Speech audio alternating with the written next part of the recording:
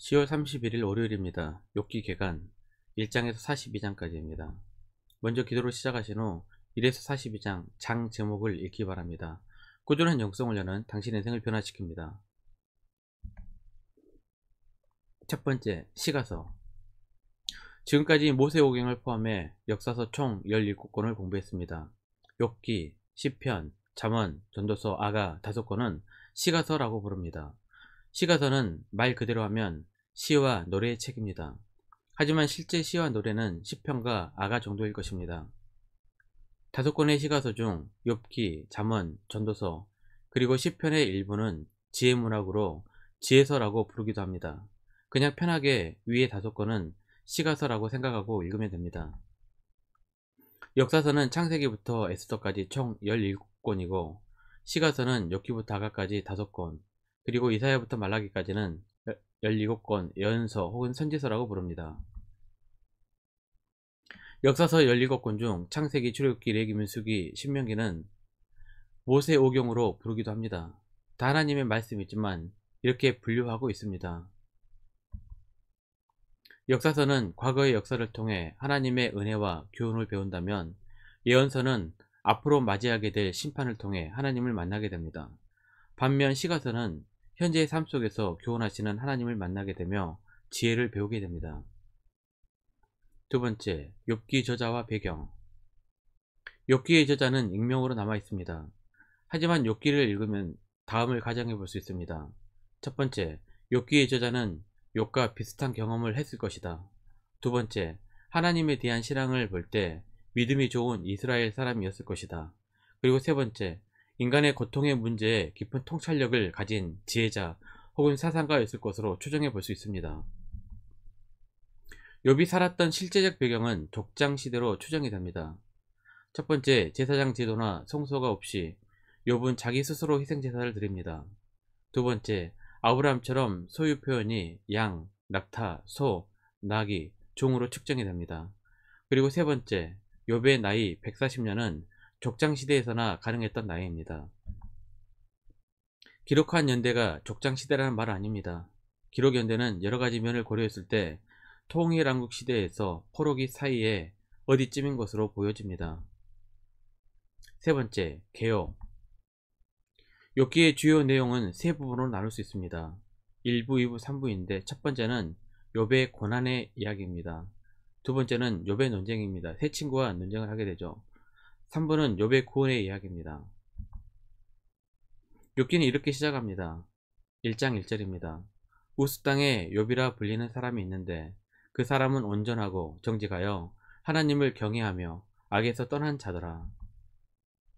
욥은 하나님을 신실하게 믿고 온전하고 정직한 사람입니다. 그런데 이렇게 의로운 사람이 왜 고통을 당하는가 라는 질문을 던집니다. 그렇다고 고통을 피하는 방법이라든지 인내하면 하나님께서 소유를 갑절로 갚아주신다든지 하는 것을 말하는 책이 아닙니다. 욥과 친구들의 논쟁에서 인과응보라는 주제로 논쟁을 벌입니다. 욥은 자신이 겪은 이 심각한 고통이 자신의 죄 때문에 겪는 것이 아니라는 것을 주장합니다. 죄의 인과응보 때문이 아니라는 말입니다. 욥은 하나님께 왜 의인이 고난을 받아야 하는가 묻습니다. 하지만 하나님은 이 질문에 답변을 하지 않으십니다. 하나님과 논쟁 가운데 욥은 궁극적으로 하나님의 절대 주권을 깨닫게 됩니다.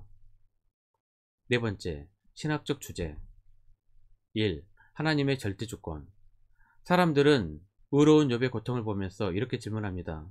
하나님이 계시면 왜 전쟁이 일어나고 무고한 자들이 피를 흘리는가? 욥도 하나님과 이 주제로 논쟁합니다.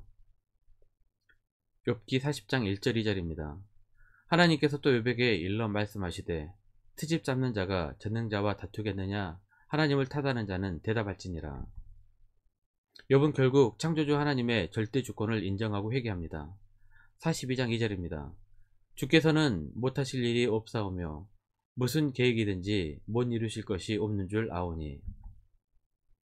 사탄은 하나님 앞에 나아갈 수는 있지만 하나님의 주권의 지배를 받습니다. 절대의 주권을 가지신 분은 사탄이 아니라 하나님이십니다. 사탄은 인간이 하나님으로부터 멀어지도록 계략을 씁니다. 돈으로 유혹하기도 하고 욥처럼 고통을 주기도 합니다. 하지만 사탄의 시험에는 한계가 있습니다. 하나님께서 허락하시는 범위를 넘어설 수 없습니다. 고린도전서 10장 13절입니다. 사람이 감당할 시험밖에는 너희가 당한 것이 없나니 오직 하나님은 미쁘사 너희가 감당하지 못할 시험 당함을 허락하지 아니하시고 시험 당할 즈음에 또 피한 길을 내사 너희로 능히 감당하게 하시느니라. 인간이 하나님의 주권을 시인하고 순종할 때 바로 지혜의 눈이 열리게 됩니다. 고통을 받으면서도 하나님을 찬양하게 됩니다. 욥기 1장 21절입니다. 이르되 내가 모태에서 알몸으로 나왔사온즉 또한 알몸이 그리로 돌아가올지라. 주시니도 여호와시요 거두시니도 여호와시오니 여호와의 이름이 찬송을 받으실지니다 하고. 두 번째, 의인의 고난과 예수 그리스도. 욥의 세 친구인 엘리바스와 빌닷과 소발은 욥이 당한 고난을 죄의 결과로 보았습니다. 인과응보 사상입니다. 하지만 욥은 자신이 죄인임을 고부하진 않았지만 이 정도로 심각한 고통을 당할 죄를 지었다고는 생각하지 않았습니다. 의로운 사람도 종종 고난을 당합니다. 베드로는 옥에서 풀려났지만 야고보는 순교를 당했습니다. 야고보가 덜 의로워서 그런 것이 아닙니다. 의인도 고통 속에서 살아갑니다. 욥의 고난 가운데 그리스도의 고난을 예견해 봅니다. 아무런 죄가 없으셨던 그리스도께서 십자가의 고난을 당하셨습니다. 욥이 하나님께 왜 의인이 고통을 받아야 하는가 논쟁했다가 하나님의 절대 주권을 깨달았습니다. 그리스도도 고난의 잔이 지나가기를 기도했지만 하나님의 절대 주권에 순종했습니다. 마태복음 26장 39절입니다. 조금 나아가사 얼굴을 땅에 대시고 엎드려 기도하여 이르시되 내 아버지여 만일 할만하시거든 이 잔을 내게서 지나가게 하옵소서. 그러나 나의 온대로 마옵시고 아버지의 온대로 하옵소서 하시고. 의로운 욥의 고난과 죄 없으신 그리스도의 순환을 통해 신실한 그리스도인들도 고통의 시기를 겪을 수 있음을 인정해야 합니다. 욥은 고통 속에서도 기뻐했습니다.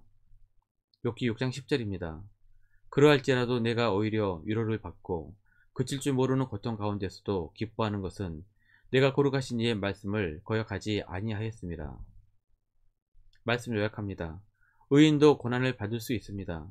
고난에서 벗어나는 비결이나 고난을 인내하면 갑절의 복을 받는 것이 중요한 것이 아닙니다.